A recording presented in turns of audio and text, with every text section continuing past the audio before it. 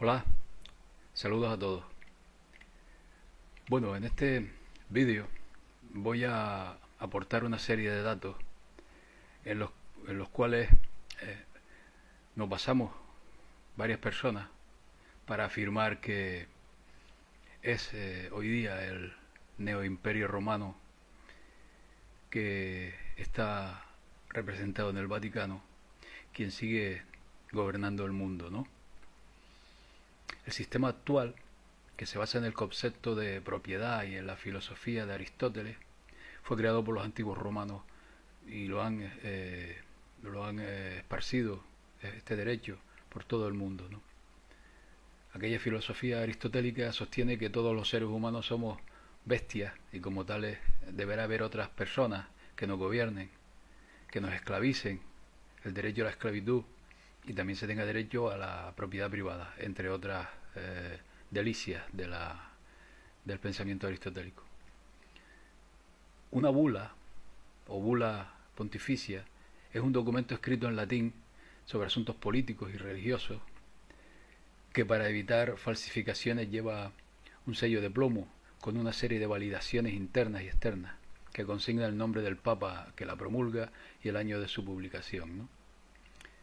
La leyenda negra asevera que las bulas papales originales habían sido escritas sobre piel de niños sacrificados o de personas de mente brillante opuestas a la Iglesia Católica y que se archivaron en las bóvedas del Vaticano. Los que hoy pueden verse allí son copias escritas en piel animal.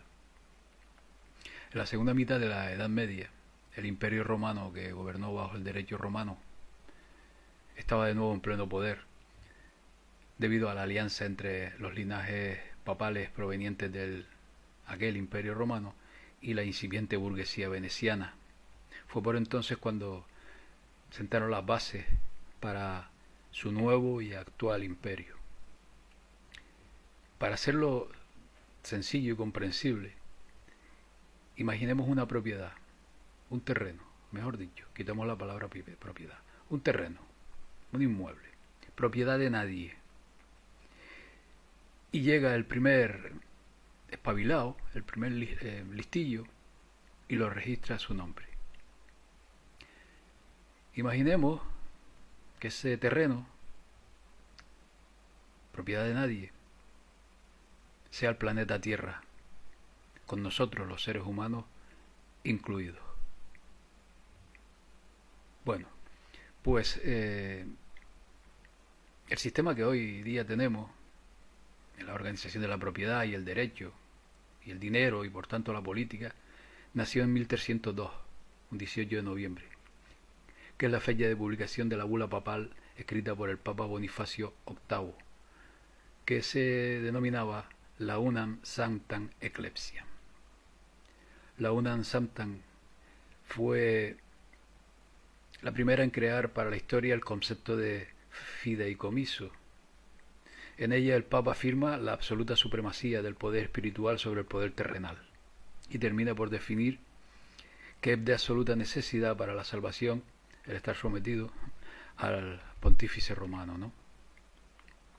Digamos que un fideicomiso es un contrato o convenio en virtud del cual uno o más personas, llamadas fideicomitente o también fiduciante, transmite bienes, cantidades de dinero o derechos presentes o futuros de su propiedad a otra persona. Esto determina el régimen de administración fiduciaria de la primera bula que hoy sigue vigente.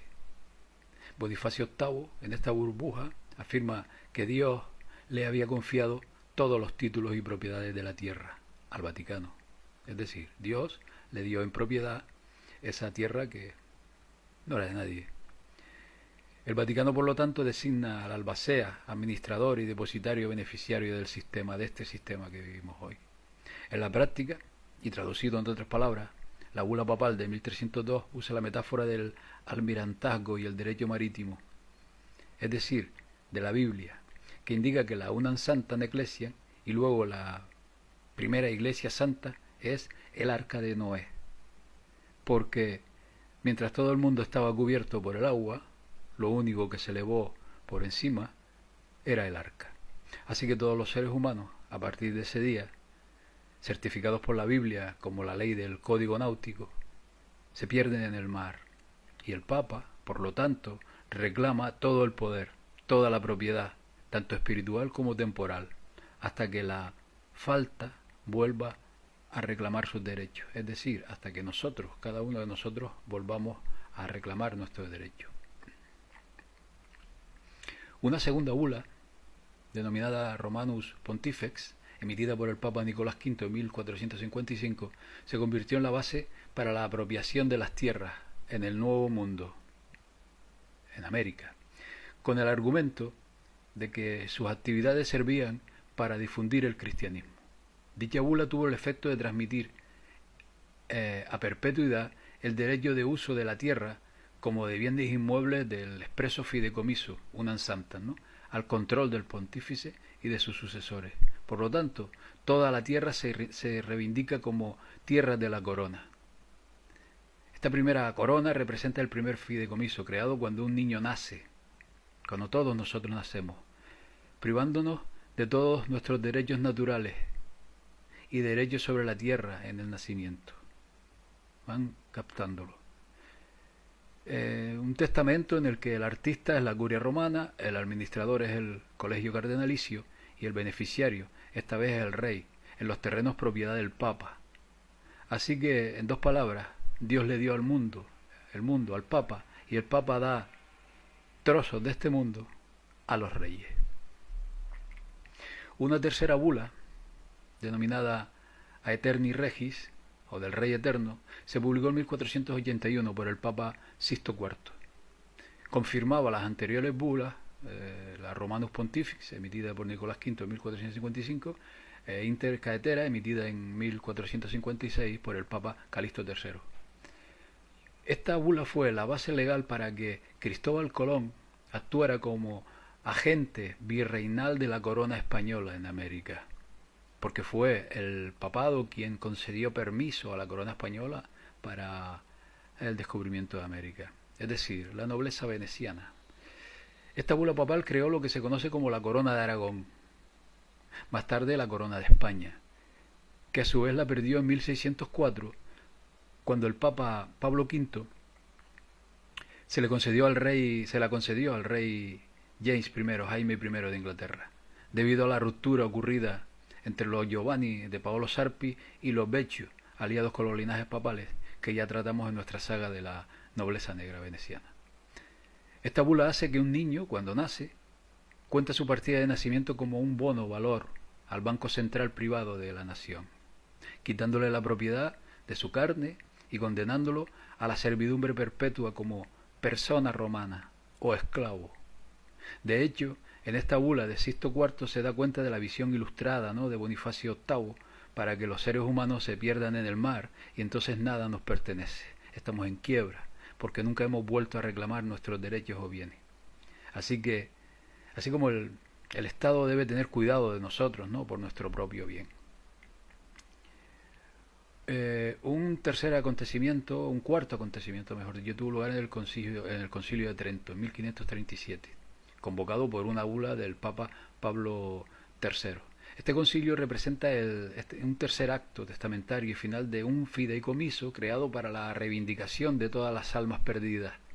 Este tercer acto testamentario fue creado para cuando un niño es bautizado, ¿no?, siendo la concesión del certificado de bautismo por parte de la Iglesia el poder sobre el título del alma del bautizado.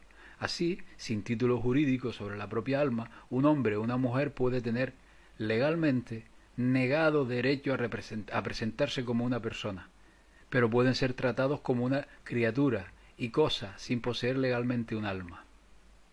Las leyes pontíficas además son obligatorias, incluso sin haber sido aceptadas o confirmadas por los gobernantes seculares, y por lo tanto cualquier ley nacional puede ser abolida en cualquier momento por el sumo pontífice.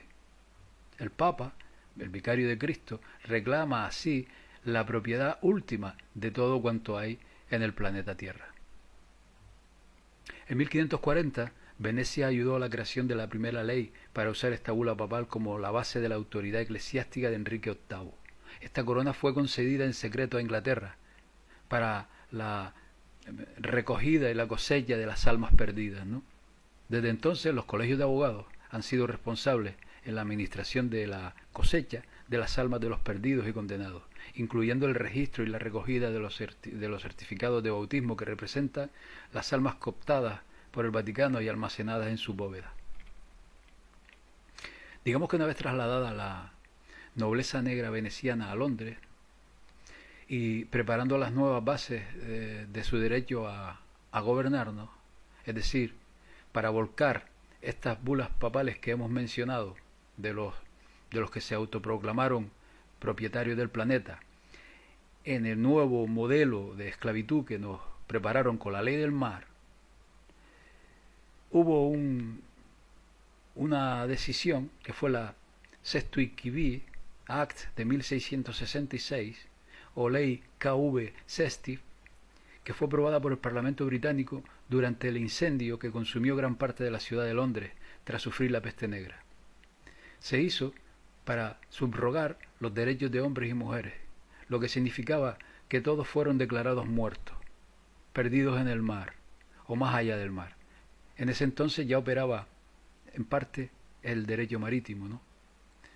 Por ende, el Estado tomó la custodia de todo el mundo y de sus bienes en un fideicomiso y se convirtió en el administrador para la ejecución de todos los títulos de las personas y sus bienes, al menos hasta que alguien vivo en un lapso máximo de 7 años volviera para reclamar esos títulos.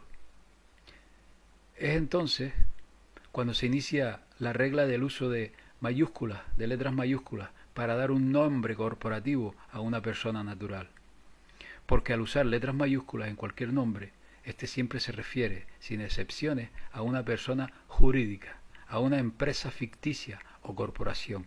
Y nosotros, los seres humanos, al menos en gran parte de Occidente, en todos nuestros documentos, figura nuestro nombre en letras mayúsculas. Es decir, que no somos seres, sino somos corporaciones.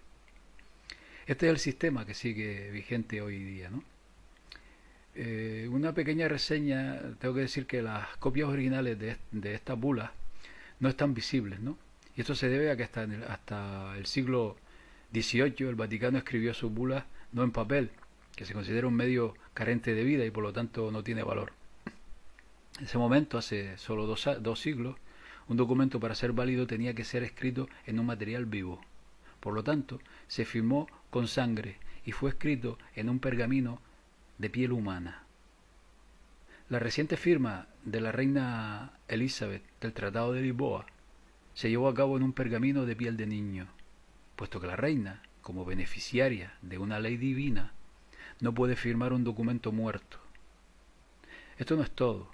La notificación de la historia de que las bulas papales fueron escritas en pergamino de piel de niño explicaría por qué sería para ellos tan embarazoso, para el Vaticano, mostrar el original, ¿no?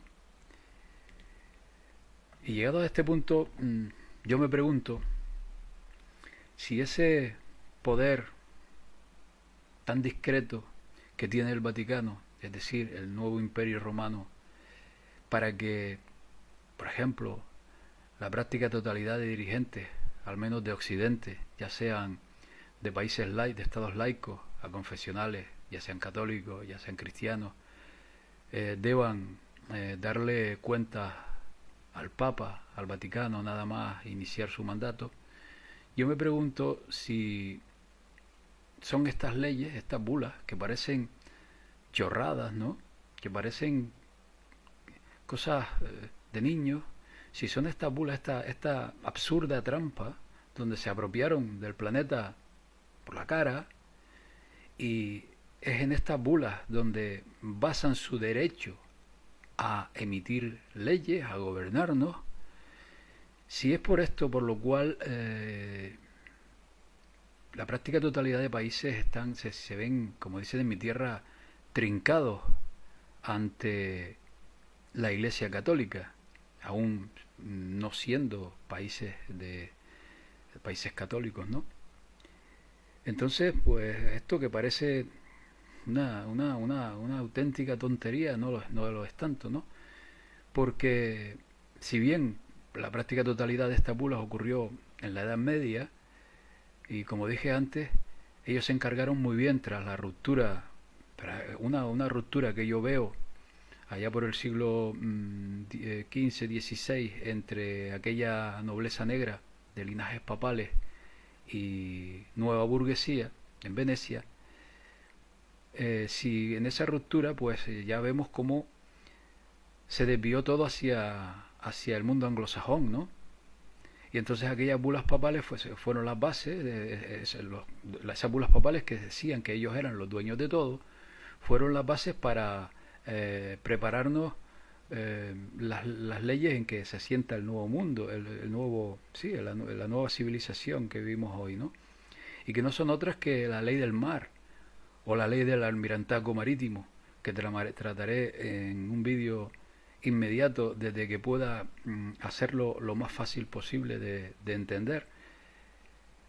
Y bueno, pues hoy día esa ley del mar es la que está vigente, y esa ley del mar que hace que todos nosotros seamos corporaciones, seamos, no sé, empresas, cada uno de nosotros con ese nombre y esos documentos en mayúsculas, al menos en gran parte de países occidentales, pues es ahora mismo la trampa en la cual nos tienen sometidos, ¿no? En fin, yo sé que es un tema complicado y a la vez ridículo, que parece ridículo, pero no es tal, porque las obligaciones que nosotros tenemos, que no nos gustan, hacia estos gobiernos y hacia estas organizaciones supraestatales, se basan en estas bulas papales y en esta propiedad que tiene el Vaticano, pues del planeta Tierra. En fin, pues nada, hasta un próximo vídeo en el que abordaré el tema de la ley del mar. Hasta pronto, saludos a todos.